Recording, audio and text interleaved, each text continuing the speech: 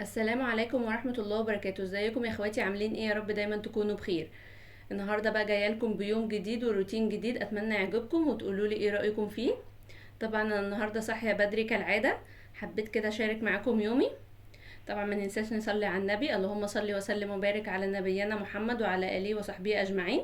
ونستغفر كتير، استغفر الله العظيم من كل ذنب عظيم، واستغفر الله العظيم واتوب اليه، ونتحوكل كتير، لا حول ولا قوة الا بالله. نبدأ بقى بسم الله والصلاة والسلام على رسول الله. الرسول صلى الله عليه وسلم يقول: اللهم بارك لأمتي في بكورها. صدق رسول الله صلى الله عليه وسلم. الرسول صلى الله عليه وسلم دعا بالخير والبركة لأول النهار، أول استيقاظ أول النهار. يبقى الإنسان لما بيصحى بدري أول النهار بيشمله بقى دعاء النبي محمد صلى الله عليه وسلم. هو أصلا أي حد بيقوم كده بالنهار ويبدأ العمل أول النهار بيحس بالبركة والنشاط والخير. وطبعا دعاء النبي محمد صلى الله عليه وسلم مستجاب. يعني دايما اتباع سنة النبي محمد صلى الله عليه وسلم فيها الخير والبركة وفيها الراحة والطمأنينة. يبقى النبي محمد صلى الله عليه وسلم مثلا لما كان ينام بينام على جنبه الأيمن ويضع يده اليمنى تحت خده الأيمن، ويقول: اللهم قني عذابك يوم تبعث عبادك. ويقول: اللهم إني أسلمت نفسي إليك ووجهت وجهي إليك وألجأت ظهري إليك رغبة ورهبة إليك، لا ملجأ ولا منجأ إلا إليك، آمنت بكتابك الذي أنزلت وبنبيك الذي أرسلت.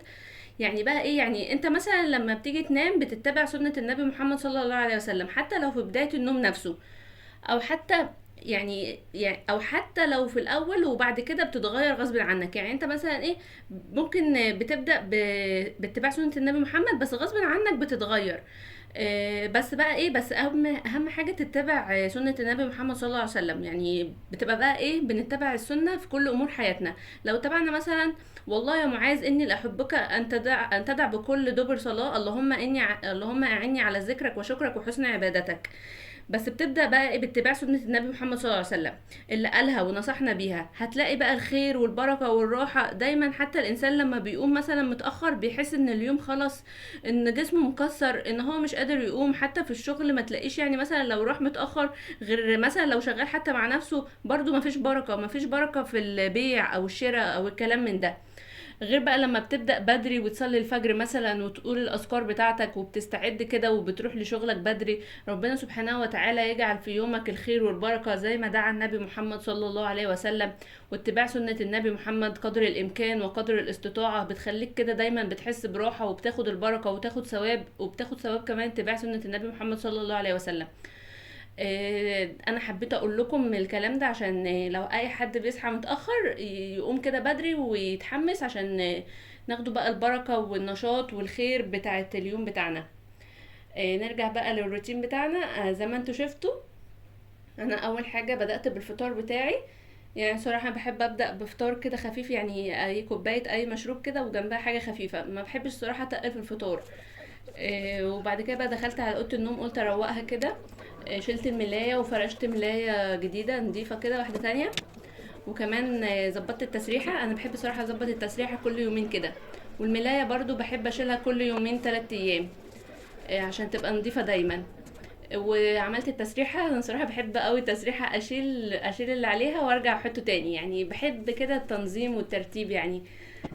بحس براحه نفسيه كده وانا بعملها. وبقى وظبطتها وفرشتها وخليتها زي الفل. وهنا برضو جيت على الكوميدينات ومسحتها كويس جدا بالجلانس والمناديل والاباجورات برضو. طبعا ما تنسينيش بقى في اللايك والسبسكرايب وتفعيل زر الجرس. ولو على الفيسبوك ما تنسينيش بقى في اللايك والشير مع اصحابك.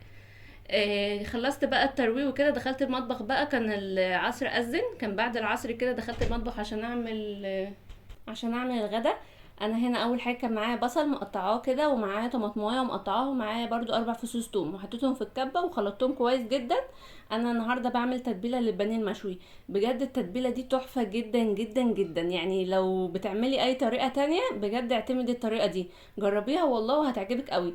اكننا يعني بناكله، مش عارفه اقولك ايه، شاورما من عند ابو يونس، مثلا شاورما من كرم الشام. بجد تحفة جدا، اتمنى تجربوها والله وهتدعولي. ولو بتعملي اي طريقة تانية هتعتمدي الطريقة دي، صدقيني يعني مش هتندموا وهتدعولي كمان.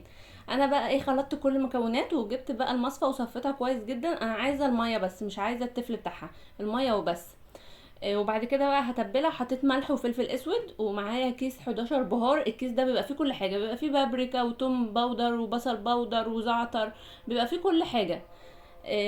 وحطيت كمان بهارات لحمه، وحطيت معلقه صويا صوص. بجد الصويا صوص بقى خلت طعمها تحفه جدا، لو مش عندك عادي برضو، بس الصراحه بتفرق في الطعم. وحطيت خل، يعني حاجات بسيطه كده. وحطيت نص معلقه صغيره عسل نحل، لو ما عندكيش عسل نحل ممكن تحطي سكر. وقلبت كل المكونات مع بعض كويس جدا. بجد يا جماعه والله هتعجبكم قوي. وظبطتها كده. وبعد كده بقى انا جبت البانيه. انا صراحه كان عندي البانيه يعني سليم، فانا اللي قطعته شرايح كده على قد ما قدرت، وغسلته كويس جدا بميه وخل وملح وليمون ودقيق. وسبته شويه كده في ميه النقع. وبعد كده شطفته كويس وحطيته في البوله وغطيته بالاسترتش ريب، وسبته بقى ايه كام ساعه يتبل مع نفسه. طبعا لو مستعجله ممكن تسيبيه ساعتين او ساعه ونص اقل حاجه، بس بقى لو متبلاه من بالليل بيبقى افضل بكتير. وبقى غطيته بالاسترتش وسبته بقى على جنب. بعد كده هنا بقى ايه جيت عشان احمره. بجد البانيه المشوي ده تحفه جدا وافيد وصحي عن البانيه المقلي. بجد لو مش بتعمليه جربيه بالطريقه بتاعتي دي، هتعجبك قوي قوي يعني. وهنا بقى اخد لون من الجهه دي، قلبته على الجهه التانية. ولما يتشرب الصوص بتاعه هوطي النار بقى خالص عشان يستوي، ما يبقاش اخد لون ومن جوه لسه ني، لازم يستوي كويس جدا من جوه. وبس كده، ده كانت وصفتي النهارده سهله وبسيطه، حبيت اشاركها معاكم.